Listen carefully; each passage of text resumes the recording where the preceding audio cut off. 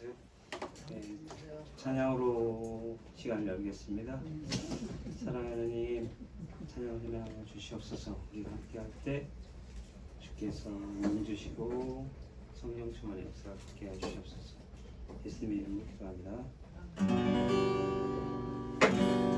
약할 때 강함 되시고 나의 보배가 되신 주 나의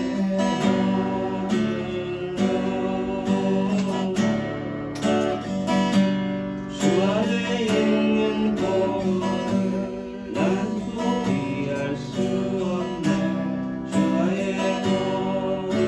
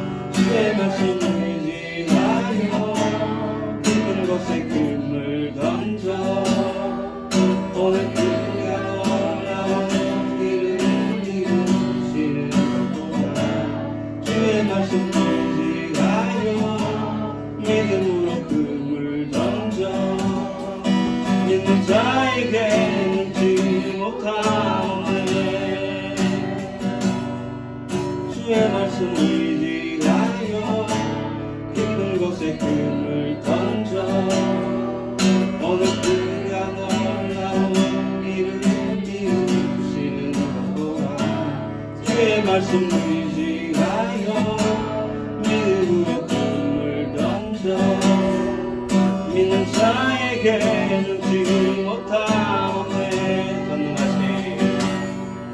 전능하신 나의 하나님, 잊지 못하실 전혀 없네. 우리의 모든 감동, 우리의 모든 생각도, 우리의 모든 꿈과 모든 소망도 주시하신 나의 주 하나님, 이의 모든 괴로움 바꿀 수 있네. 불가능한 일을 하시고 죽은 자를 일으키시고 그 일을 자 아무도 없네. 주의 말씀을 지하여 깊은 곳에 끈을 던져 오늘 그가 놀라운 일을 이루시는 거라. 주의 말씀을 지하여 믿음으로 끈을 던져 믿는 자에게 눈치 못함 없네.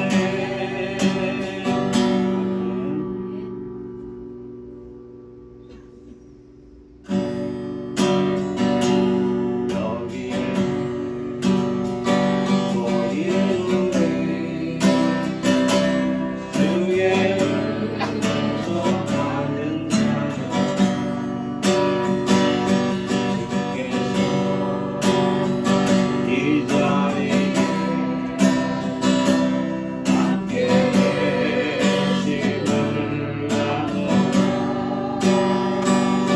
언제나 주님 나를 사랑하며 따라가리니 시험을 당할 때도 함께 계심을 믿노라. 이 믿음으로 세라. 주가 지켜주신다. 모든 밤에도 주의 밝은 길 인도하여 주신다. 여기에 모이는 주의 은총 받은 자여, 주께서 이 자리에 함께 계심을 아노라. 언제나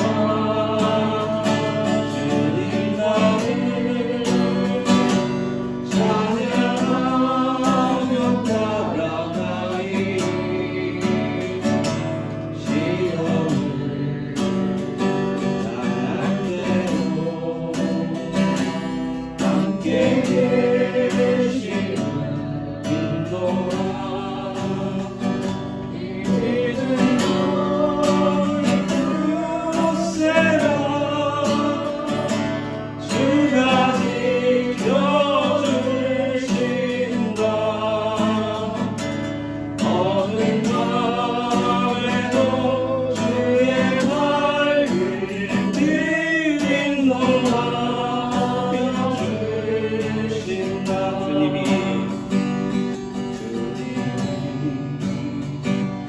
하시니 헤아리기 어렵더라도 언제나 그날에 내 아이 있을 아노라.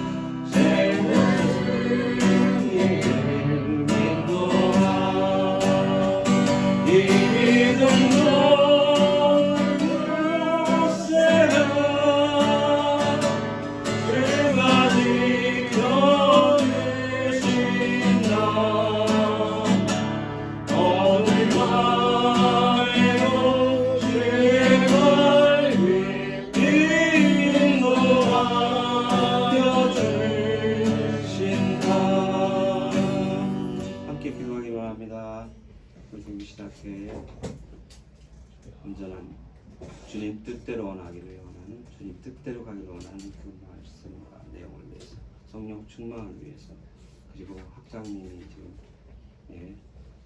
사고적으로 좀 쉬고 계십니다. 좀 빨리 완쾌되시고 충만한 쉼이 될 수 있도록 기도해 주시고요. 많은 교수님들의 영이 간추나 그다음에 우리 학생들의 성령 충만을 위해서 함께 기도하기로 합니다. 함께 기도하시겠습니다.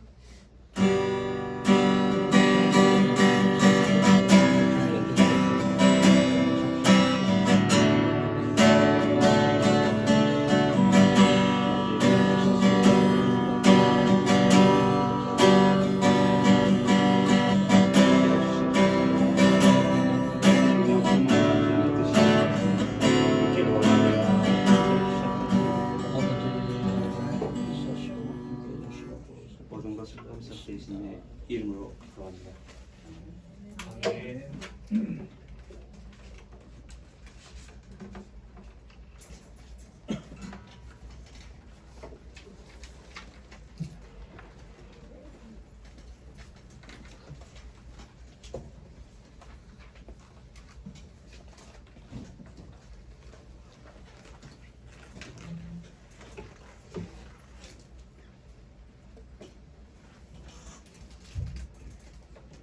할렐루야.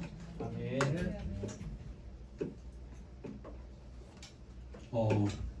다음 주 시간이 무슨 날이죠? 종교 개혁, 그렇죠? 종교 개혁 날이에요. 종교 개혁일이에요. 그래서 지난 주에 반장 뽑으셨죠? 저 회장 뽑으셨죠? 네. 우리 김 전사님이 네. 네, 축하합니다. 네, 회장 될 줄 알았어요. 그래서 혹시 못 오신 분들 우리 회장님이 전해주세요. 다음 주에 종교개혁일이라 이제 여러분에게 과제를 드립니다. 제목은 종교개혁에 대해서 여러분이 마음대로 쓰셔도 돼요. 그냥 한 A4 용지 두세 장 정도의 설교문을 써도 되고, 그 다음에 페이퍼식으로 간략하게 쓰셔도 되고, 종교 개혁에 대해서 느끼는 바 이런 거를 꼭 쓰셔서 다 가지고 오시고, 그 중에서 두 사람 정도를 한 10분씩 시간을 드려요. 두 사람 정도 나와서 무작위로 발표합니다. 무작위로 번호를 그때 우리 회장님이 아무 번호나 불러요. 그럼 제가 그게 또 아무 번호를 빼요. 그렇죠? 잘못하면 시험에 들어요. 회장님 왜 내 번호 불러가지고 옳다는 얘기입니까? 그렇지 않습니까? 그러니까 또 강사가 회장님이 불른 예를 들어 7번 불렀다 하면 나는 또 적당하게 생각해서 그날 기분에 되는 대로 2번 빼면 몇 번 됩니까? 5번 되죠? 그런 식으로 하는 거예요. 그래서 두 사람 정도 7분 내지 10분 정도 설교문을 써도 되시고, 종교교육에 대해서 포지션 페이프가 돼도 되고 리서치 페이프가 돼도 되고, 하여튼 여러분 원하시는 대로 한 2페이지 내지 길면 3페이지 정도, 2페이지 정도 하면 한 8분 내지 10분 그 정도 걸려요. 그렇게 해서 당첨돼서 발표를 하신 분은 학점이 어떻게 되겠죠? 올라갑니다. 네, 상당히 올라갑니다. 근데 페이퍼를 안 냈다 하면 학점이 어떻게 되겠죠? 내려갑니다. 상당히 내려갈 수밖에 없습니다. 다 오신 건 아니죠? 그러면 수업이 교과서 들어가기 전에 기도는 아까 한 거죠? 수업 기도 했습니까? 안 했죠? 네네. 3번 공성돈 전도사님 안 오셨어요. 4번 박재송 전사님 아직 안 오셨습니다. 오고 계셔요. 굉장히 먼 데서 오시는가 보다. 황영식 전사님. 네. 네. 지난번 기도하셨죠? 아니요. 안 하셨고. 지난번에 아주 좋은 목소리로 읽으셨다. 예, 기도 부탁합니다. 아버지 하나님, 오늘도 귀한 시간을 주셔서 저희들이 지혜와 지식과 성령 충만을 체험할 수 있도록 하여 주셔서 감사합니다. 하나님, 이 자리에 참여하거나 또 이 자리를 향해서 빠르게 발걸음을 옮기는 우리 모든 성원들에게 그들의 가정과 일터와 직장에서 주여. 주님의 영광을 온전히 드러내는 저희들이 되게 하여 주시옵소서. 아멘. 하나님, 부족한 저희들이 미력이 남아 이 땅에 횃불이 되고 공의와 정의의 통로가 되는 저희들이 되게 하여 주시옵소서. 아멘. 여신 예수님의 이름으로 기도합니다. 아멘. 감사합니다. 기도 너무 어려스럽게 잘 해주셔서 감사합니다. 먼저 그 교재 들어가기 전에 여러분에게 드린 유인물 있죠? 네. 그렇죠? 네네. 그래서 늦게 오신 분은 이걸 못하는 거예요. 그러니까 빨리 오셔서 같이 유인물 같이 듣도록 합니다. 지난주에 박해 시대 때 해야 할 내용인데 그때 우리 30페이지 채우느라고 진도가 막 빨랐죠. 그래서 이제 못한 거예요. 순교 박해 때 순교자가 얼마나 많이 나타났습니까? 성경에 기독교의 첫 순교자가 누굽니까? 스데반이잖아요. 스데반의 순교 정신에 대해서 좀 생각해 봅니다. 스데반의 출신은 이름의 뜻이 멸류관이라는 뜻이고 부모, 조상이 깊은 신앙이 있다는 것을 짐작합니다. 학파는 가마리엘 학파, 초대교회 7명의 집사 중에 한 명인 스데반은 전성에 의하면 헬라파 유대인으로서 바울과 바나바와 함께 당대 최고의 가마리엘 문화에서 깊이 공부했다고 합니다. 그 다음에 큰 2번에 1번, 8번 되시는 분 읽어주세요. 8번 황성정. 네. 가마리엘 학파. 가마리엘은 1세기 유대교의 위대한 율법학자이자 힐렐 학파의 대표 인물. 힐렐 학파는 율법 해석에 있어 자유롭고 온건한 입장을 취했으며 엄격한 샴마이 학파와는 대조됨. 가마리엘 학파는 1000명 이상의 문화생을 배출했으며 사도 바울이 이 학파의 대표적인 제자다. 네. 우리 힐렐 학파의 창시자가 힐렐입니다. 그 이름을 따서 힐렐 학파라고 했는데 가마리엘의 조부됩니다. 할아버지 됩니다. 힐렐 학파 특징은 율법의 해석이 자유롭고 온건한 입장을 취했어요. 근데 또 그 대척점에 놓여 있는 산마이 학파는 엄격한 해석을 주장을 했습니다. 그렇죠? 그래서 이제 가마리엘과 가마리엘 속해 있는 이 힐렐 학파와 산마이 학파가 서로 경쟁을 하며 좋게 돕기도 하고 또 서로 또 상당히 또 엄격하고 온건한 문제에 대해서 서로 다투기도 하고 이런 상황에서 그 시대를 가르치고 있었다 이렇게 보시면 됩니다. 근데 가마리엘에서 배우던 이 바울은 힐렐 학파의 성격을 배웠지만은 바울은 힐렐 학파의 온건한 입장보다도 샴마이 학파의 엄격한 견해에 치중이 되어 있던 것으로 보입니다. 그래서 이분은 성격 탓이 아니겠나 이렇게 생각을 해봅니다. 밑으로 쭉 내려갑니다. 3. 스데반의 설교. 이 문제를 좀 다루려고 그래요. 스데반의 순교하기 전에 얼마나 어려운 훌륭한 설교를 했습니까? 그렇죠? 스데반은 가마리엘 학파의 수학으로 성경에 박식하였습니다. 그리고 하나님의 구속사역에 철저하게 의지하는 이런 중요 인물이었고 돌에 맞아 순교하면서 증거했던 그 설교는 그 현장의 사람들 뿐만 아니라 스데반 순교의 기사를 읽는 모든 시대의 모든 사람에게 계속 울려 퍼지는 역사적인 복음입니다. 자, 그런데 여러분 이제 여러분이 스데반의 입장에 들어가서 생각을 해봅니다. 스데반의 입장에서 제가 지금 4번하고 밑으로 쭉 내려온 거는 꼭 이렇다는 게 아니고 제가 큐티를 한 거예요. 큐티한 내용을 여러분에게 지금 소개를 하기 때문에 학적으로 하는 거 아니에요. 이해가 가시죠? 네. 네. 스데반의 순교 정신이 여러분 생각을 한번 해보세요. 얼마나 억울했겠습니까? 죄도 없었죠. 그렇죠? 그것도 같은 가마리엘 문화생이었어요. 동기인지 뭐 1, 2년 차이가 나는지 누구였습니까? 사울, 그렇죠? 변화돼서 바울이 되었지만은 같은 문화생이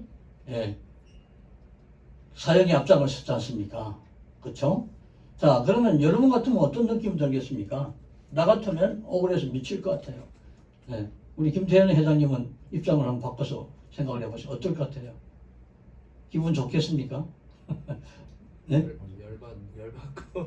그렇죠. 뭐 열받는다 정도가 아니라, 그렇죠. 예. 여기서 하기가 뭐 열받는다고 밖에 표현을 못 하겠어. 더 이상 뭐 10원짜리가 나오고 이러면 곤란하니까. 하여튼 뭐 별별 감정이 다 생기겠죠.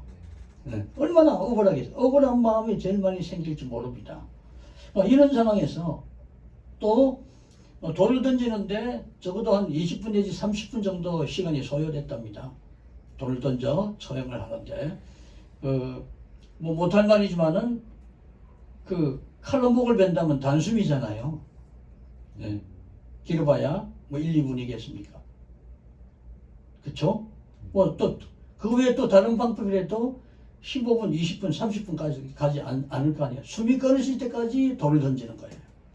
그 속에서 돌 하나하나 맞으면서 숨이 점점 끊어져 가면서 끝까지 참아내는데 그 놀라운 사형을 받기 전에 한 그 설교, 그리고 또 죽어가면서 한 말, 여러분 사람의 생각으로 여러분 그렇게 설교를 할 수 있고 또 그런 말을 남길 수가 있겠습니까? 어떻게 견디겠습니까? 사도행전 7장 55절 시작. 스데반이 성령 충만하여 하늘을 우러러 주목하여 하나님의 영광과 예수께서 하나님 우편에 서신 것을 보고. 그렇죠. 거기 보니까 첫 번째 뭐가 있습니까? 성령 충만이에요. 성령 충만. 네. 성령 충만했기 때문에 견딜 수 있었어요. 성령 충만했기 때문에 천국 소망이 있었어요. 그렇죠? 거기 성령 충만하여 어디를 봤다고 그랬어요? 하늘을 보니까 뭐가 나타났습니까? 하나님의 영광이 나타나고 또 뭡니까? 예수님이 하나님 우편에 어떻게 했어요?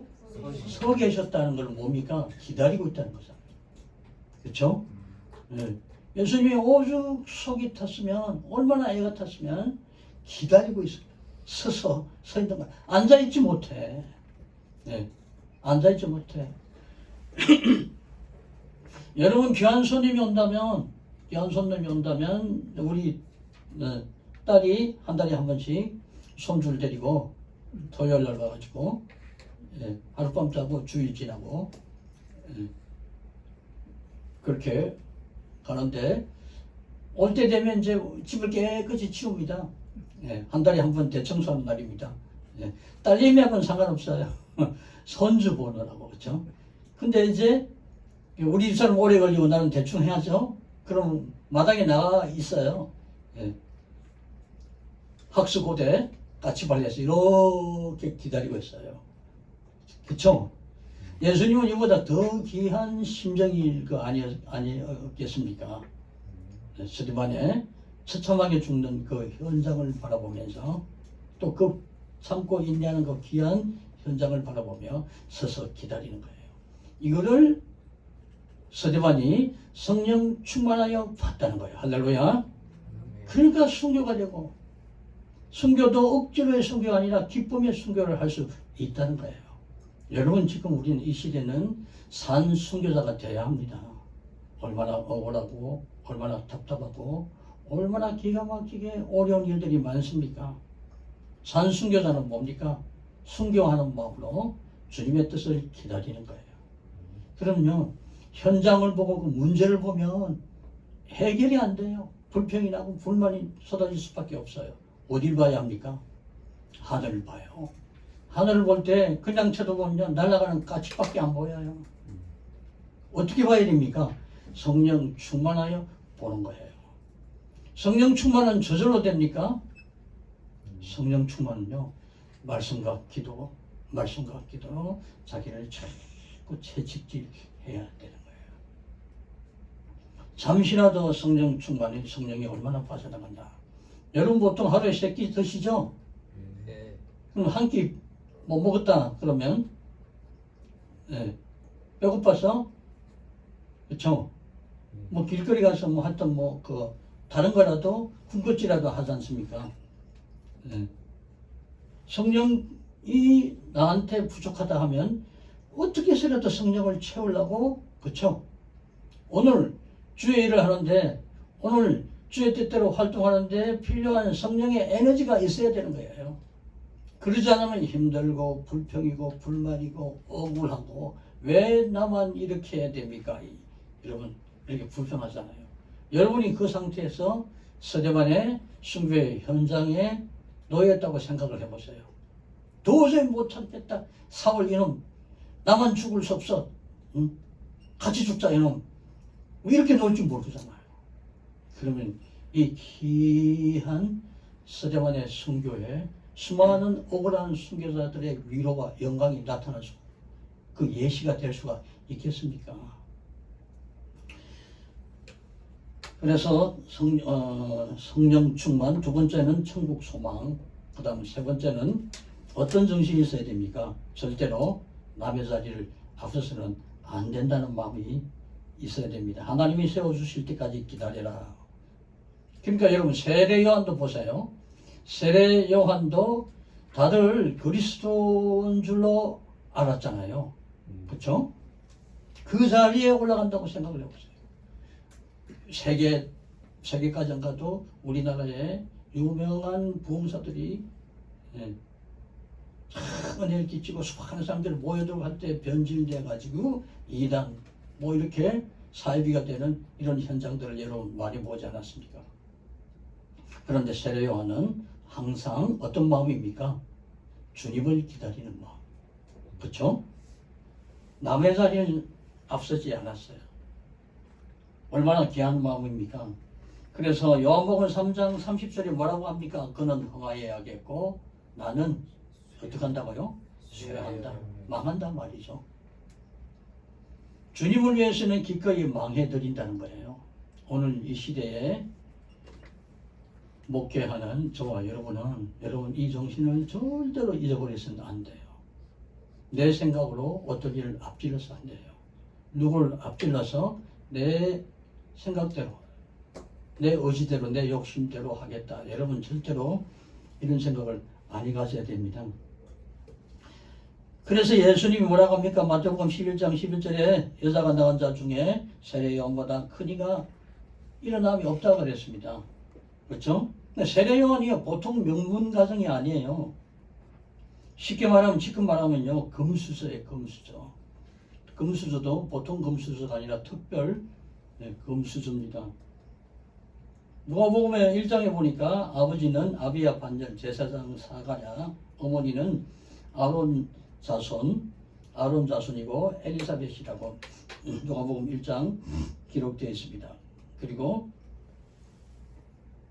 이 부모님들이 다 성령 충만했습니다. 특히 어머니는 엘리사벳은 누가복음 1장 41절 보니까 성령이 충만하여 만삭이 됐어요. 누굴 가진 거예요 지금? 누구 어머니 얘기예요? 세례 요한 어머니죠. 여러분요 나도 결혼해봐서 아는데 우리 집사람이 얼마나 열심인지 몰라요. 그런데 만삭이 되면요 힘들어 처져요. 기도줄이 잘 안 잡히나 봐요. 그런데 여기 엘리사벳은 어떻습니까? 만삭이 돼서도 성령 충만했다는 거예요. 성령 충만. 기도로 살았다는 거예요. 그러니까 그 자녀가 세례 요한처럼 될 수 있었다는 거예요. 오늘 여러분 목사님들 신앙생활 잘하고 장로님들 신앙생활 잘하지만은 장로님의 자녀, 목사님의 자녀들 신앙생활은 어떻습니까? 여러분의 자녀들의 신앙생활은 어떻습니까? 무엇 때문이라고 생각합니까? 부모님들이 성령 충만하고 기도생활, 말씀에 충실할 수 있어야 됩니다. 우리 자녀들을 위해서 순교 정신으로 기도해야 말세에 신앙과 또 자녀의 영혼을 살릴 수가 있습니다. 지금 서대반 얘기를 하고 있는 중이죠. 서대반도 가말리아 학파 지금 같으면 인류대학 출신이에요. 얼마든지 출세할 수 있는 사람인데 누구를 위해서 자리를 비웠습니까? 사도 바울을 위해서 자리를 비켜준 거예요. 목숨을 바쳐 비켜준 거예요. 이럴 때 별로 감동이 없는 거니까 여러분은 어떤 생각을 하고 계십니까? 주님이 원한다면 어떤 자리든지 비킬 수가 있어야 돼요. 그렇죠? 그래서 이 스데반은 하늘나라에서 그 누구보다도 더 큰 면류관을 받지, 더 귀한 면류관을 받지 않았겠습니까? 앞으로 여러분 저 그리스도 등장할 그때에 여러분 우리는 순교 반열에 설 수 있을지 없을지 자기의 신앙을 늘 살펴보고 또 살펴봐야 됩니다.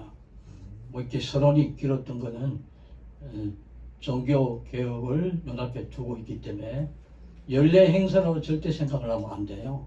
뭔가 한 가지를 하나님 앞에 기도 제목으로 삼고 아까 여러분에게 숙제로 드린 그쵸?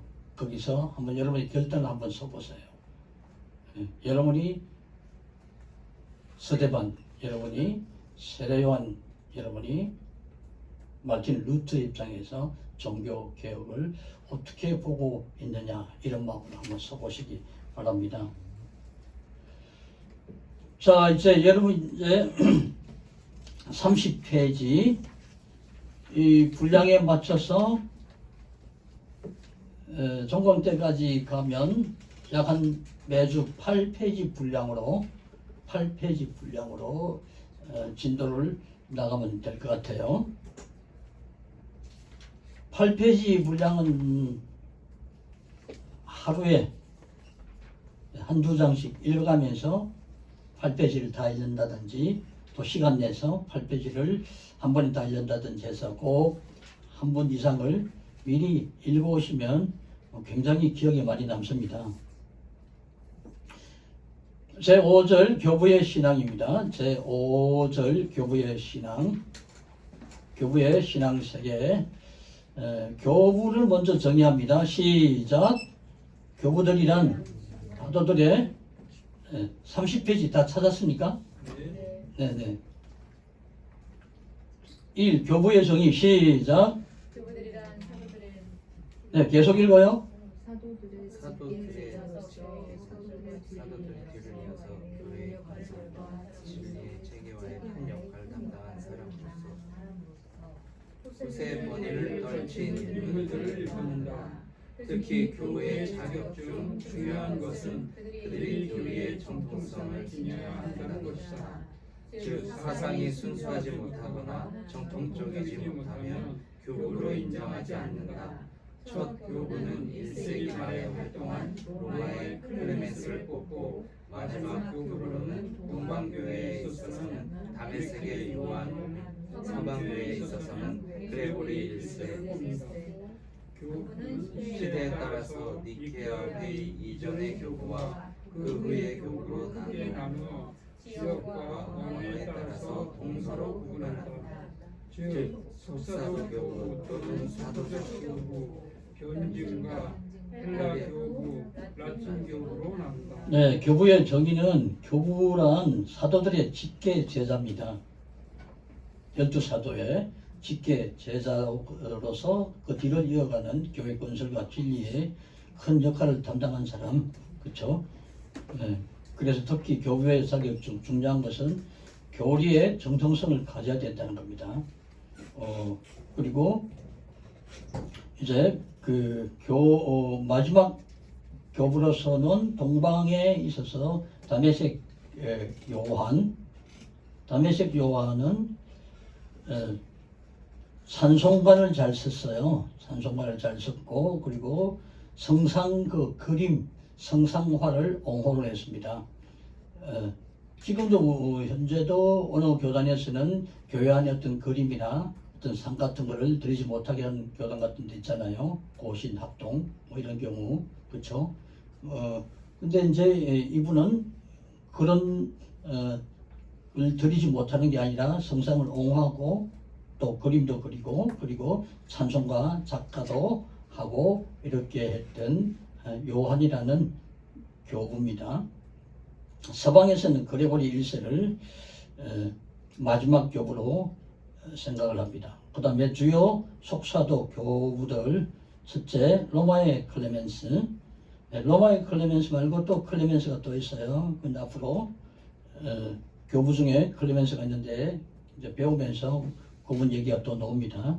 클레멘스 또는 클레멘트 1세기 말에 로마에서 사역한 유명한 장로입니다.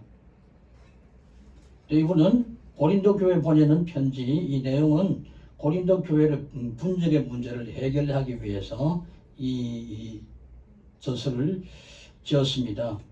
그래서 바울의 정신을 많이 이해하고 있고 또 야고와 같이 윤리적인 가르침을 많이 베풀었습니다.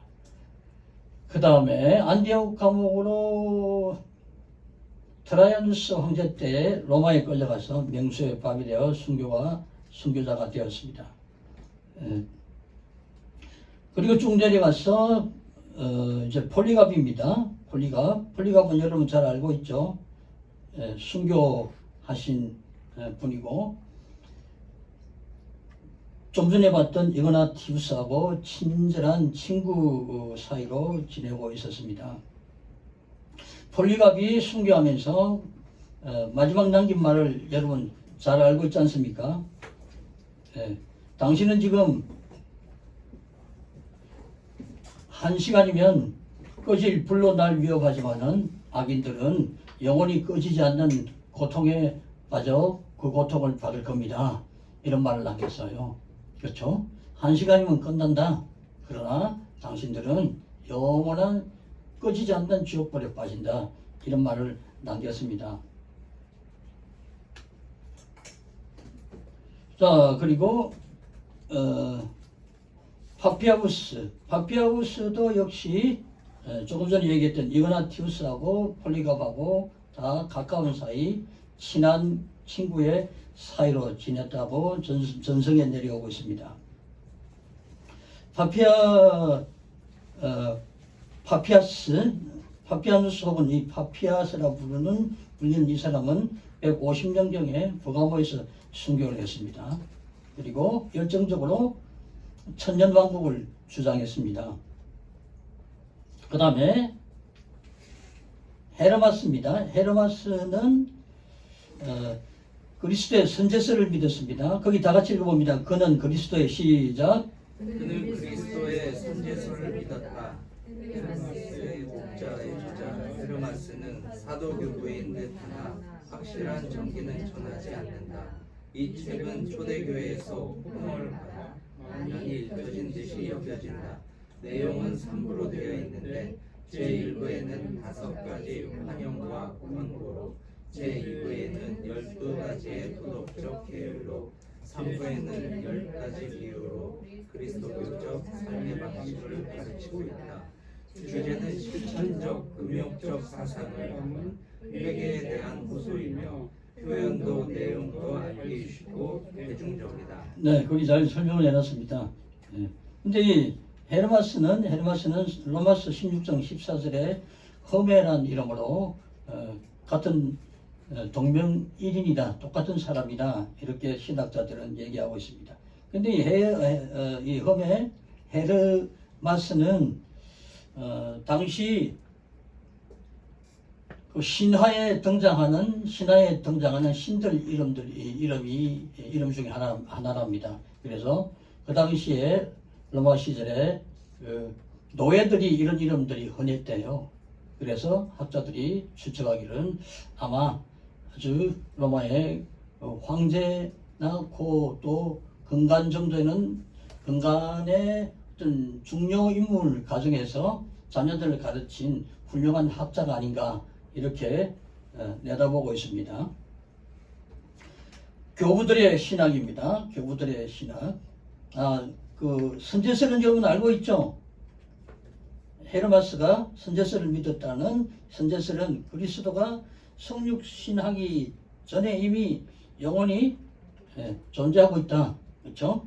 요한복음 1장 1절에서 18절을 근거해서 그렇게 믿고 있었다는 거예요. 교부들의 신학입니다. 기독론 잘 알고 있어서 우리가 지금 갖고 있는 그 기독론하고 크게 다를 바가 없습니다. 그 다음에 삼일신 교리, 삼위일체 교리입니다. 이때 명백하게 삼위일체라고 나타나지는 않았지만은 희미하게 삼위일체를 그 교리를 믿은 듯합니다. 근데 이제 나중에 삼위일체 공식 인정은 325년 니케아 공의회에서 삼위일체를 공식 인정을 하고 했지만은 이전까지는 삼위일체 교리를 믿고 있지만 확실히 정리하거나 공인을 하지는 않았다는 거죠. 거기 또 그다음에 삼위일체 그다음에 속죄론은 하나 둘 셋 넷째 줄에 이신칭의의 진리를 말하는 사람들이 제법 있었습니다. 이 이신칭의는 어떻게 설명할까요? 창세기 15장에 아브라함이 여호와를 믿었으니 어렵다 하였더라. 그렇죠? 그걸 근거로 이신칭의를 그 진리를 말하는 사람들이 그 당시에 많이 있었다는 겁니다. 선전설 주장하는 그런 얘기가 있었습니다. 변정가 봅니다. 변정가는 순교자 유스티누스, 저스틴이라고 불리죠. 이 사람이 가장 탁월한 변정가라 이렇게 알려져 있습니다. 유스티누스, 저스틴에 대해서 한번 읽어봅니다. 시작. 그는 125년에 사마리아에서 출생하며 166년에 마르쿠스 아우렐리우스 황제의 핍박 때 죽었다. 그는 헬라문과 철학을 공부하는 중에 진리를 찾아보려고 스토아과 아리스토텔레스학과 또는 피타고라스 학과 등을 전진하며 사수하였으며 플라톤 학파의 속설에 깊이 심취하기도 하였다. 네네. 자, 거기서 좀 내려가 봅니다. 거기 이제 이 저스틴에게 특별한 일이 벌어졌어요. 어느 날 해변을散歩할 때 노인을 만났는데 그 노인이 이 저스틴에게 구약 성경을 주면서 이 책의 모든 예언이 예수 그리스도에게 다 성취되었다고 말한 후에 사라졌답니다. 그리고 이 노인을 만난 후에 이 유스티누스는 모든 인간적인 지혜에 대해서 신뢰가 흔들렸고 이 노인의 충고에 따라서 구약을 열심히 연구하고 또 신약도 연구한 중에 그리스도가 구약을 성취한 것을 발견하고 훌륭한 그리스도의 지도자가 되었다 이런 얘기가 있습니다. 그리고 대변정서, 소변정서, 트리포와의 대화인데 대변정서는 두 번째 썼고 소변정서는 먼저 저스틴이 제일 먼저 쓴 변정서가 소변정서입니다. 그 변정서 내용에는 기독교인들이 무신론자들이고 국가에 반대하고 또 사람고기를 먹는다 이런 엉터리 주장을 반박하는 내용들이 들어 있습니다. 그리고 기독교의 참된 신앙과 고상한 도덕적인 종교가 되어 있다는 것을 이방 종교와 비교하면서 이렇게 훌륭하다는 것을 변정을 하고 있는 내용입니다. 그 밑에 2번 아리스티데스 시작. 아리스토텔레스는 사람들의 아드리아누스 황제에게 글을 올려 기독교를 변증했다. 이 글은 시내산에서 발견되었다. 이 글에서 그는 참신의 정체를 설명했고 기독교의 신화를 공격했으며 그리스도인들의 풍성한 삶에 대해 설명했다. 네, 그렇죠. 읽고는 이해가 되죠. 그 다음에 3번 시작. 카드라투스. 네. 네네, 시작. 아테네의 감독으로서 기독교 최초의 변증가이다. 그는 126년경 하드리아누스 황제에게 변증서 제출했는데 그 내용 중에는 예수님에게 병고침을 받는 자가 아직도 생존해 있다고 주장했다. 네. 최초의 변증가입니다. 70인 제자 중에 한 사람에 속해져 있습니다. 12제자, 그 다음 70인 제자 이렇게 나가잖아요. 70인 제자 중에 한 사람에 속해져 있습니다. 타티아누스는 저스틴의 제자입니다. 철학자인 이 타티아누스는 로마에 거주했고 나중에 그노시스 종파에 들어갔습니다. 그노시스는 여러분 잘 알고 있죠? 영지주의입니다. 영적인 지식으로 구원을 받는다. 물질에는 악신이 있어서 데미우르고스란 악신이 창조했다. 이렇게 말하고 있어요. 이 그노시스 종파에 타티아누스가 후에 들어갔다. 그렇게 알려지고 있습니다. 그 다음에 5번 아테나고라스 2세기 후반 시작. 2세기 후반의 인물로서 아테네에서 출생하며 철학자로 활동하다가 후에 기독교를 믿었다. 177년경에 쓴 저서 기독교에 관한 사명과 주님의 부활을 적극적으로 변호한 부활이 유명하다. 그는 변증가 중에서도 뛰어난 문장력을 갖춘 강력한 이론가였다. 그는 삼위일체론을 철학적으로 변호한 첫 그리스도인이다. 네. 삼위일체론을 철학적으로 변화한 첫 그리스도인이고 뛰어난 문장력을 갖춘 강력한 이론가였습니다. 멜리토 시작. 소아시아의 4대 계속 읽습니다. 당시 유명한 대작가였으나 전해오는 저서는 없다. 힐라 신화를 비판한 글을 많이 썼다. 최근 주의 순환이라는 논문이 발견되었다. 그는 그리스도의 신성을 존중하며 주님을 본질상이라고 칭했다. 네네. 거기 힐라 신학 아니고 헬라 신학겠죠. 오자가 난 겁니다. 자, 그렇게 변증가들 헬라어를 사용한 변증가를 봤습니다. 그 다음에 라틴어 대표 변증가들 몇 사람을 같이 살펴봅니다. 미루키우스 펠릭스 시작. 원래 유명한 로마의 법률가로서 230년경에 활동했고 저서로는 그리스도인과 비그리스도인 친구 간의 대화 형식으로 된 옥타비우스라고 하는 네네. 로마의 법률가 그러니까 변호사로 활동을 했습니다.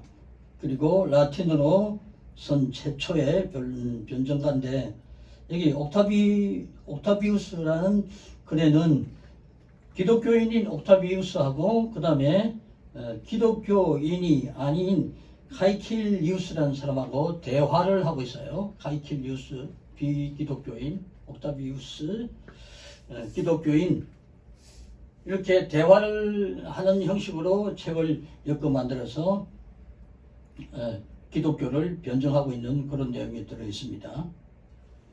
그 다음에 아르노비우스 시작. 아프리카에서 수사 교사를 지낸 아르노비우스. 네, 거기 아르노입니다. 마르노가 아니고 아르노비우스는 주님을 믿은 후 세례받기 전에 7권의 책을 저술했는데 그 내용은 다신교의 불합리성을 공격하고 기독교의 장점을 칭찬했다. 그 다음에 락틴티우스 시작. 네. 아르노입니다. 아르노비우스 제자인데 문장이 아름다운 것으로 유명하며 크리스찬 키케로라는 이름을 얻었다. 저서로는 하나님의 법칙이 있는데 이 책은 복잡적이지는 않으나 당시의 변증론 중에서 가장 완벽한 것이라는 평을 받았다. 네, 가장 완벽한 것이라는 하나님의 법칙이라는 변종이 있습니다. 그 다음에 또 유명 저서가 있어요. 박해자들의 최후 박해자들의 세후란 유명 저서가 내려오고 있습니다. 자, 그 다음에 변정을 그럼 어떤 정신과 어떤 내용으로 변정을 했는가? 그렇죠? 변정가가 이런 사람이 있다. 그것도 알아야 되지만은 옛날 뭐 우리가 학교 다닐 때 역사 국사 배울 때 태종태세 문단세 뭐 이렇게 그거 다 외워놓으면 어디다 씁니까? 무슨 내용입니까? 그렇죠? 이게 중요한 거예요. 세종은 어떤 일을 했는가? 태조는 어떤 일을 했는가? 이게 중요하죠. 변정가들이 어떤 일을 어떤 정신으로 변정을 했는가? 그렇죠? 거기 있는 변정의 그 정신과 내용은 정신을 한번 읽어봅니다. 시작. 변정가들은 한결같이 기독교인들이 세상에서 가장 존귀하고 소중한 사람들이라는 인식을 가지고 있었다. 디오그네토스에게 주는 편지 1절을 보면 변정가의 정신을 알 수 있다. 네, 거기 디오그네투스는 이 책은 저자가 미상인데 한 2세기 후반쯤에 책이 만들어졌다. 이렇게 책이 써여졌다. 이렇게만 내려오고 있습니다. 그리고 디오그네투스는 실제 인물인지 어떤 가상의 인물인지는 역시 밝혀지지 않았습니다. 하여튼 그 내용을 보면 세상에서 신자의 존재는 몸에 있어서 영혼과 같다는 거예요. 그렇죠? 그러니까 몸에 영혼, 마음이 더 중요하죠. 몸이 중요합니까? 마음이 중요합니까? 자, 몸이 중요합니까? 영혼이 중요합니까? 영원히 그렇죠. 영혼은 영원히 살잖아요. 몸은 몇 년 삽니까? 강건해야 80. 자기 수명대로 살죠. 길어봐야 100년은. 그런데 영혼은 지옥에 갔어도 얼마나 살아요? 끝까지 살고 끝이 없어. 그렇죠? 천국에서도 마찬가지. 영원이에요. 영원. 영원이란 쉽게 말하면 시간이 없는 거예요. 시간이 필요 없는 거예요. 시간을 잴 수가 없는 것이 영원이에요. 영원. 예. 그래서 세상에서 신자의 존재는 몸에 있어서 영혼과 같다. 이런 정신으로 변정을 한 거예요. 그렇죠? 그 다음에 육이 영을 미워하는 것처럼 항상 육이 영과 대적을 하죠. 그렇죠? 그래서 세상 사람들은 그리스도인들을 항상 대적한다. 이런 정신이었어요. 지금 변정가의 그 정신을 말하는 거죠. 그 다음에 세 번째, 그럼에도 불구하고 영은 육체를 사랑하며 다스리죠. 예. 내 마음대로 육신이 안 따라준다고 자기 육신을 두들겨 패면 어떻게 됩니까? 그렇죠? 그 마찬가지로 그리스도인들이 자기를 미워하는 세상을 사랑하고 그들을 바른 길로 이끌기 위해서 희생하고 노력해야 한다는 정신으로 변정을 했다 얘기예요. 변정하면서 이 나쁜 놈들아, 넌 마귀들이다 이런 게 아니었다 얘기예요. 그 시절에 이런 변정을 할 수 있다는 건 대단합니다. 같은 동료, 같은 성도들이 저렇게 억울하게 죽어가고 비참하게 죽어가는 그 현장을 보고 있는 사람들이잖아요. 그럼에도 이런 얘기, 이런 정신이 있었다는 것은 여러분 성령 충만해야 가능해요. 내용은 어떤 내용입니까? 시작. 변증서의 내용들은 기독교인이라고 까닭없이 있는 사람들을 위하여 공평한 재판을 받을 수 있도록 그리스도인들을 옹호하는 데 중점을 두었다. 당시에는 기독교인이 어떤 사람인지도 알지 못한 채 박해를 하는 경우가 많았기 때문이다. 그렇죠. 기독교인이 그저 로마의 법을 안 따르고 로마의 신들을 그 많은 우상들을 믿지 않는다고 박해를 하는 거죠. 그래서 비난의 내용은 그리스도인은 무신론자가 아니다. 로마 사람들이 보기는 그리스도인들이 무신론으로 보이는 거예요. 왜 그러냐면 로마에는 신이 많잖아요. 다 믿죠. 그리스도인들은 그 수백, 수천의 신들을 하나도 안 믿으니까 무신론자로 보이는 거죠. 근데 하나도 안 믿지 딱 하나를 믿죠. 누굴 믿습니까? 하나님이죠. 예수 그리스도. 할렐루야. 그래서 무신론이 아니다. 예수 그리스도만 믿는다는 거예요. 정벌 놓고 세상에 별도의 왕국을 세우려 한다. 아니다. 우리는 세상의 나라를 세우는 것이 아니라 하늘나라다. 그렇죠? 예. 비난의 내용이 이렇게 변정을 하는 거죠. 그리스도인들은 부도덕한 자다. 왜? 인육을 먹는다. 그 다음에 은밀한 데 숨어서 근친상간을 한다. 이렇게 막 누명을 씌우잖아요. 그러지 않다. 우리는 이런 도덕과 이런 윤리대로 산다. 이렇게 변정하는 거예요. 그리고 기가 막힌 말이 있어요. 예수는 무슨 사? 예. 예수는 마술사. 그렇죠?